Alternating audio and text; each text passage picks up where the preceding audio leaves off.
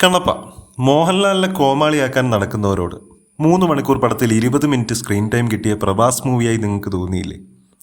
15 minute കിട്ടിയ അക്ഷയകുമാറിൻ്റെ മൂവിയായിട്ട് തോന്നിയില്ലേ? Main character പുള്ളിയാണ്.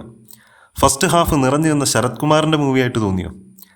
നല്ല സ്ക്രീൻ പ്രസൻസ് ഉള്ള ഓൾഡ് സൂപ്പർ സ്റ്റാർ മോഹൻ ബാബുവിൻ്റെ ഉടമായി തോന്നിയില്ലേ? ഇല്ലല്ലേ. വന്നവനും നിന്നവനും പോയവനും വില്ലന് പോലും സ്ക്രീൻ പ്രസൻസിൽ തോൽപ്പിച്ച് കളയാൻ പറ്റിയ വിഷ്ണു മഞ്ജുവിൻ്റെ മൂവിയായി തോന്നാത്തത് എന്താണെന്ന് ചോദിക്കുന്നില്ല. 6 മിനിറ്റ് തികച്ചില്ലാത്ത ശിവന്റെ അവതാരം കിരാത ചെയ്ത ലാലേട്ടൻ്റെ മൂവിയാണ് ചില കോമാളികൾക്ക് കണ്ണപ്പ. തുടരുമിൽ തിരിച്ചു വന്ന ഏട്ടൻ തിരിച്ചു പോയി പോലും എന്തോന്നാടേ, അതിരാവിലെ ചൂട്ടും കത്തിച്ച് പടം കാണാൻ പോയി ലാലേട്ടനെ ട്രോളിയ മാസായോ? അതിലെന്ത് ലോജിക്? പ്രതിഫലം വാങ്ങാതെ മോഹൻലാൽ ചെയ്ത ഗസ്റ്റ് റോളിന് അവർ കൊടുക്കേണ്ട മര്യാദ കൊടുത്തിട്ടുണ്ട്. ആ റോളും അത്ര വലിയ മോശമൊന്നുമല്ല. പിന്നെ സിനിമ പാൻ ഇന്ത്യൻ അപരാധമാണ്. ട്രെയിലർ കണ്ടപ്പോൾ തന്നെ നമുക്കറിയാവുന്നതാണ്. സ്ക്രീൻ പ്രസൻസ് അടുത്തുകൂടെ പോലും പോയിട്ടില്ലാത്ത തോൽവി നായകന് ഒരു പാൻ ഇന്ത്യൻ റീച്ച് കിട്ടാൻ മോഹൻ ബാബു ഫാമിലിയുടെ അവസാന ശ്രമമാണ് ഈ ഗസ്റ്റ് റോൾസ്. അല്ലാത്ത പക്ഷം ഒരു പട്ടിക്കുറുക്കനും കാണില്ല ട്രോളാൻ പോലും.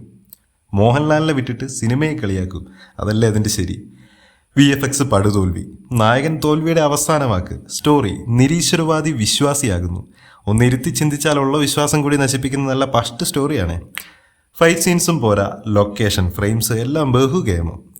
കുറച്ചെടുത്ത് അവതാർ ചൂണ്ടി, ബാഹുബലി, ധീര ഒക്കെ ചൂണ്ടിയത് സഹിക്കാം. കൾട്ട് ക്ലാസിക് കങ്കുവ എന്തിനാണ് എടുത്തത്?